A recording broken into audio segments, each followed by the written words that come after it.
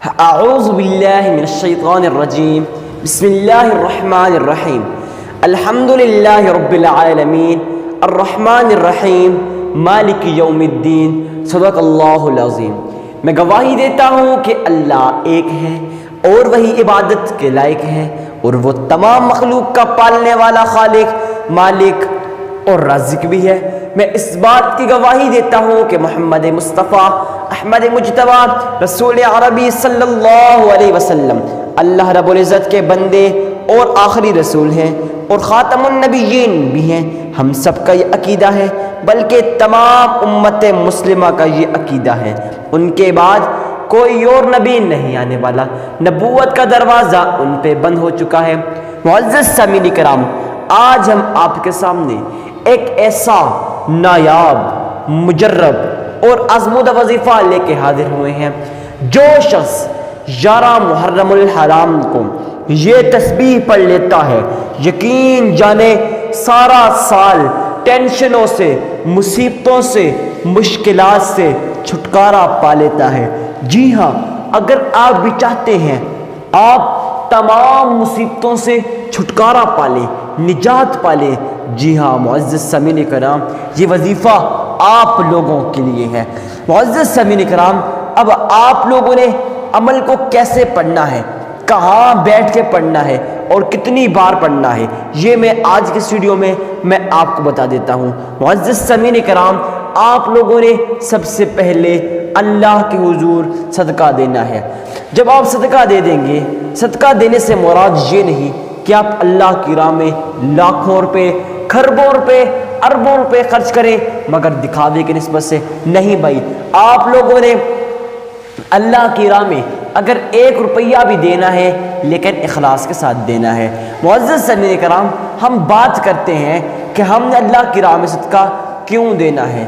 صدقہ اس لیے دینا ہے تاکہ صدقہ دینے سے فیوچر کے اندر، آنے والے کل کے اندر، آنے والے ٹائم کے اندر آپ پہ جو بھی مصیبت آنے والی ہے، جو بھی پریشانی آنے والی ہے، جو بھی بلا آنے والی ہے، وہ بلائیں، وہ مصیبتیں، وہ پریشانیاں، وہ ٹینشنیں جڑ سے ختم ہو جاتی ہیں۔ معزز سامعین کرام، اب آپ لوگوں نے صدقہ دینا ہے یہ تو پتہ چل گیا، مگر صدقہ کس کو دینا ہے اور کیوں دینا اور کتنا دینا ہے۔ آپ لوگوں نے سب سے پہلے، خصوصاً جب وظیفہ کر رہے ہوں، اس سے پہلے لازمی صدقہ دینا ہے تاکہ آپ کا یہ وظیفہ قبول ہو جائے۔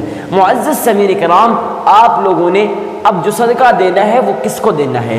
اکثر لوگ کیا کرتے ہیں، وہ جو بھی بس پاس آیا اس کو دیتے ہیں۔ نہیں بھائی، آپ نے گلی کے اندر، محلے کے اندر، رشتہ داروں کے اندر، عزیز و اقارب کے اندر ڈھونڈنا ہے۔ کن لوگوں کو ڈھونڈنا ہے؟ غریب، مسکین، عاجز، فقیر اور لاچار، ان لوگوں کو صدقہ دینا ہے۔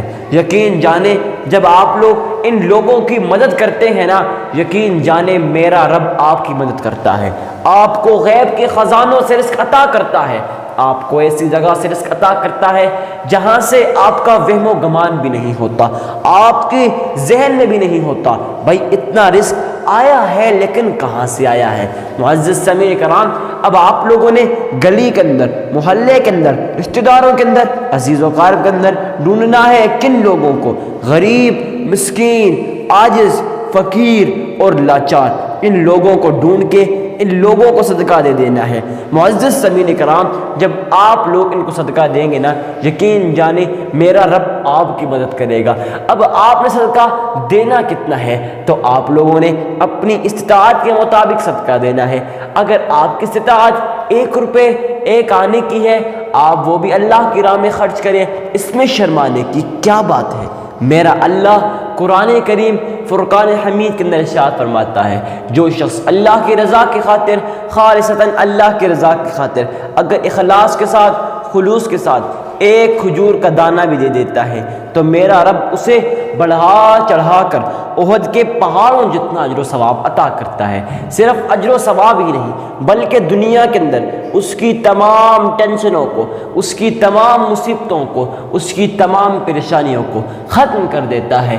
اب آپ لوگوں نے صدقہ دے دیا، اس کے بعد اللہ کے حضور وظیفہ کرنے سے پہلے آپ لوگوں نے 3 مرتبہ درود ابراہیمی پڑھنا ہے۔ کیسے پڑھنا ہے اور کیوں پڑھنا ہے؟ معزز سامعین کرام، آپ لوگوں نے وظیفہ کرنے سے پہلے 3 مرتبہ اللہ کے حضور لازمی درود ابراہیمی پڑھنا ہے۔ کیسے پڑھنا ہے؟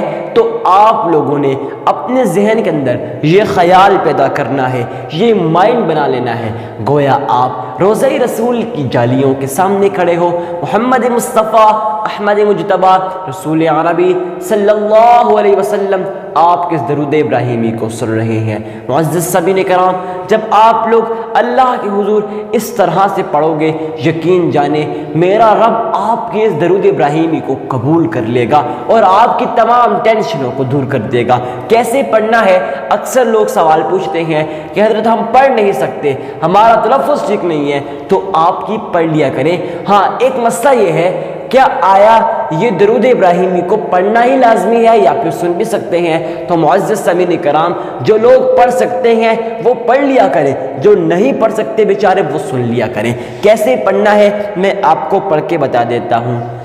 اللہم صلی علی محمد وعلی آل محمد کما صلیت علی ابراہیم وعلى آل إبراهيم إنك حميد مجيد اللهم بارك على محمد وعلى آل محمد كما باركت على إبراهيم وعلى آل إبراهيم انک حمید مجید۔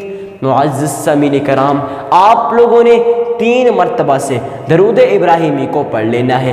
اس کے بعد 11 محرم الحرام کو یہ نایاب تسبیح سورۃ کوثر، بسم اللہ الرحمن الرحیم انا اعطیناک الکوثر فصل لربک وانحر ان شانئک هو الابتر۔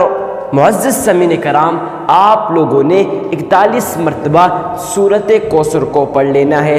اس کے بعد پھر 3 مرتبہ درود ابراہیمی کو پڑھ لیں، آپ کا عمل مکمل ہو جائے گا۔